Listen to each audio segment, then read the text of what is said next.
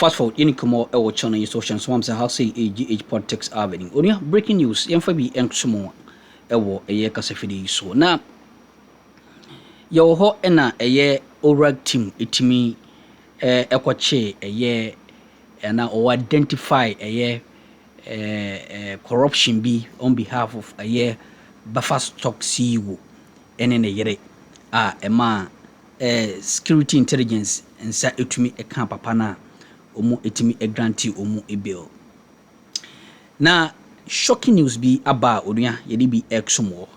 Attorney General etimi withdraw all charges against former Buffer stock CEO onuya yajemra yedi bi exomo. Eno ene ya project eye flyer no edi ato screen so edi amawo no.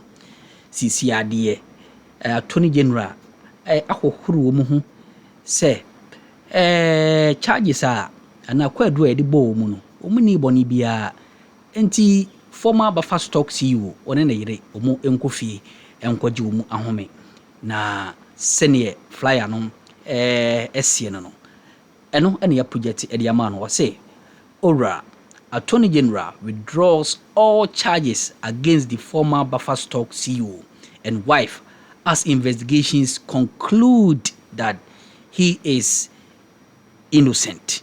Unia yajembre na edibi exum wo. Mr. say yemo wura yensim from hase AGH Politics Avenue.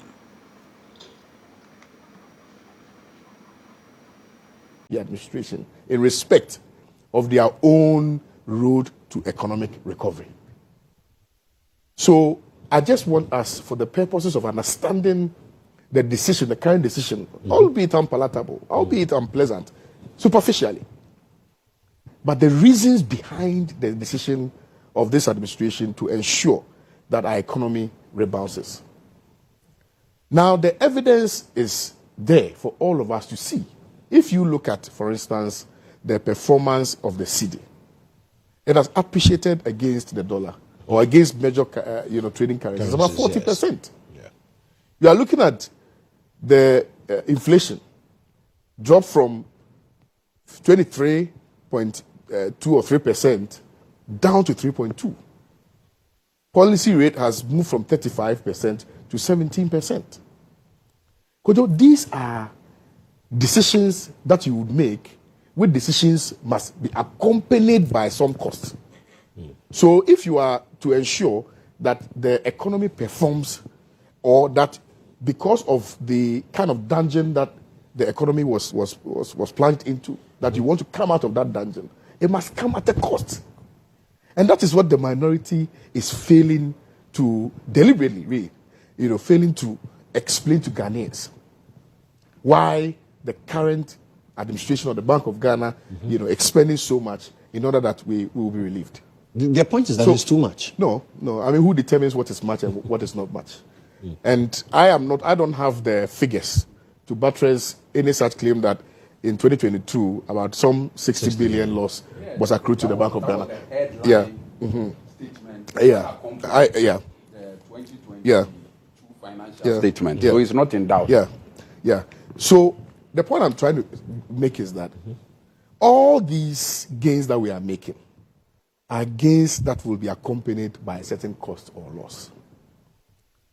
Because if you don't spend to ensure that excess liquidity that is floating in the market, which, by the way, will affect inflation, is dealt with, inflation will continue to rise. And when inflation rises, it will affect the prices of goods and services on the market. This is basic economics. So the sterilization, as defined by Kojo Ponkroma, which translates to the open market operations, is what Abbas explained to you, that there's excess liquidity in the market. The Bank of Ghana needs to spend in order that we will withdraw all of that and bring it to the chest of Bank of Ghana to now control the movement of currency within the system. And that is precisely what the Bank of Ghana has done. It comes definitely at a cost. And it falls within their remit as well. Absolutely. And that is why today we are seeing that the price of goods and services are coming down, or that they are maintained. Now, look, this gold reserves that they are talking about as one of the reasons why they describe this thing as a cost or a loss to the Bank of Ghana. It's actually very funny. You know why? Because every central bank the world over invests in reserves. Because then what is your economy built on? If you don't have reserves, some people build their economies on oil, others build their economies on the strength of their FX, others build their economy on the reserves that they have. And in Ghana, we have decided that in order to ensure that the gains that we have made will not be a 9-day wonder, we want to ensure huge investment so that we'll have enough reserves for the purposes of ensuring the strength of the city. And that is why the city is performing very well. So, again, this idea of mischief and propaganda has fallen flat. Because the reality which is known to them is that the Bank of Ghana needed to invest hugely so that the economy will perform better. In the final analysis, who benefits? The people of Ghana. The people of Ghana will benefit from the investments that the Bank of Ghana has made. By all means, we must ask the relevant questions. By all means, we must highlight or herald the relevant issues. By all means, we must do that. But we must not do so ostensibly to score or to generate some or to whip up some political conversation which will inure to the benefit of the minority. Let's not do that. When we do that, what we are doing eventually is that we are creating a system where confidence will be lost in the performance of the obligation of the Bank of Ghana. We do not have to do that for political expediency.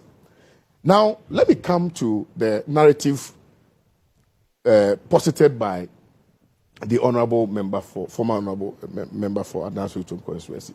I think the whole crux of the minorities' narration is to the effect that the gains that we are seeing are cosmetic. Yes. And that it is not translating into the livelihoods of the people of Ghana. Yes. So essentially that is what is characterizing the whole narration of the minority. But the question then becomes, is it the case? You see, I think MPP is behaving as though this current administration has been in power for 8 years. And, being in power for 8 years, they have not done anything to ensure that relief is brought to the good people of this country. The government has been in power for what? 1 year and how many months? 4 months. 4 months, yes. After taking us from a very painful governance under their regime. Very painful governance under their regime. So it appears they are forgetting that, but you people, you were just in power 8 years ago. In any event, what did they do?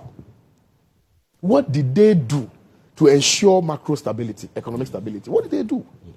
So this thing about it is not translating into this, of course, it will not translate into this in the immediacy. What it's going to do is that it will, first of all, stabilize before you will see marginal gains. That is how it works. So if they think that they possess the magic wand to offer some solutions or some advice to the central bank in order that the sufferings of the people will be alleviated, of course, they can share same. I don't think that they have the magic wand. I don't think that they are in a position to advise anybody. Because when they were given the opportunity, they mismanaged the economy. And they should not forget. Before they left power, things were No. gradually looking good. That's just propaganda. Oh, no, how? Were things looking good? Yes. Oh, I'm asking you a question.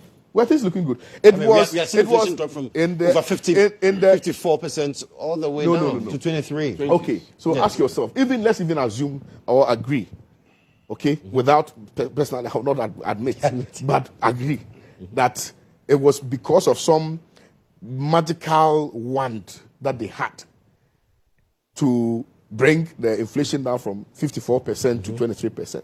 What were the measures that they put in place? What economic tools did they use to bring inflation down? Because you see, you have a lot of economic tools or toolkits that you can use to ensure stability. What did they use? And at what cost? They have failed to tell us that. They have failed to tell us how they did it. But in any event, it was as a result of the IMF program that ensured, because if you look at, if you see 2022, if you look at the trajectory, when they went to IMF, if they had come out of the program, you remember, at some point they had come out of the IMF program. And because of the mismanagement, because of their inability to manage the economy, and the kind of hardships they had subjected the good people of this country to, and because they lack the competence to provide solutions or to proffer solutions to the bedridden economy, that is why they needed to solicit for the support of the IMF. So that is why the IMF program started in 2022. Check the records. Because they didn't have a clue. And it was when the IMF came in, that is when we started seeing some, if you like, gains being made relative to the economy. So the MPP, when it comes to managing the economy, they should not even talk, because they lack the technical competence to be able to manage any economy. They are not, I'm sorry, but they do not have what it takes. They don't have even under Finance Minister Kenneth Ferrata. Oh, my brother. That is why he's now a fugitive of justice. My brother, I am simply saying that. You see, look, when you have people who were entrusted with the management of this country because they touted some prowess that they had relative to same, and then continuously, you see that they have failed in that regard. And on the basis of that, the very people that you solicited that support from have decided that, because we're not able to manage the economy, we are kicking you out and bringing in a new administration. Then you go around to come and now proffer advice to the government that is beginning to ensure that we have some stability in the macro, economy. Then you are saying that we should listen to your solution. And by the way, what is the solution? Because when you read the release by the minority, you can tell that they lack comprehension, even in how they think that things ought to be done. Because Kojo Ponkrumah now says that, Kojo Ponkrumah now says that, in the coming days, we will offer solutions. So when you were criticizing and identifying the loopholes, you didn't have the presence of mind to provide solutions to the very issues that you have raised. Right. How do you then come and convince me that even what you are doing is not political opportunism? Because clearly it's political opportunism. This, you see, the OMI that we are talking about, the OCI that we're talking about, they know. And that is why Honorable keeps saying that there's some hidden cost. There's no hidden cost. They surreptitiously found a way of adding the loss as a result of the revaluation of our foreign assets reserves. And they've added it to the cost. Then they have concluded that it is more. Let me admit that if this is not, you being logically deficient, why would you make? Right, he says he wants to admit. When the bank takeovers happened, yes, the cost incurred was we told the Ghanaian people. But we criticized you. Remember, but we told that even that's why we're demanding from you that you tell Ghanaians who you used to defray. Honorable, with the grace of respect, see, we are all reading men. Let us approach this discourse with a lot of truth. That's what we're demanding. Because the point is that you have raised issues to which you know that in order to make some marginal gains, those issues that you've raised ought to be looked at.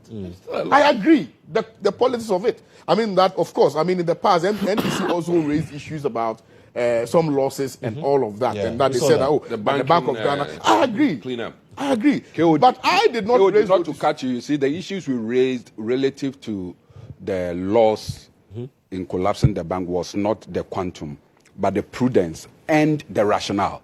At the time, 9 billion was needed to save those banks. Yes. You said you did not have that money. Later you provided 23 billion to collapse the same bank. Yes. So what our criticism of your intervention relative to the banking sector cleanup was not so much about the quantum than the prudence. Yeah. So let's get that right. So I mean, and so it is important to state these facts. Now, look, let's all be Ghanaian. Right. By all means, if there are some issues that we think we can raise and some answers that we can proffer for the benefit of the performance of the economy. Let us all, as Ghanaians, provide that. I agree with him, with Honorable, in relation to the conduct of the majority. The press conference before the release. For me, I agree. I side with him 100%. The majority in Parliament had no business issuing a press conference or conducting a press conference even before the release of the report. For me, that was overly political. And I agree with you again when you say that they are not, the majority in Parliament is not the PRO of the Bank of Ghana. Yeah. And that is what is creating all this brouhaha. So then you make it a political question, or you make it a political issue. Because who would have known? I'm sure the MPP minority in Parliament would not have had the interest to raise issues or raise questions relative to this if the majority had not preempted the if you like, the outcome. I agree. So they wanted to fly the kite and then kill it even before the start of any conversation. But for me, as for that one, I side with the Honorable. I think going forward, they must conduct themselves. But aside that, you don't agree with it? No, what is contained therein? I think that's why I told that it's just political opportunism. Right. And I've told you. We and some of the team course or channel, so I'm not so jembre. That's an so bad in the Edomania. You're essential. Now you're small quite strong. So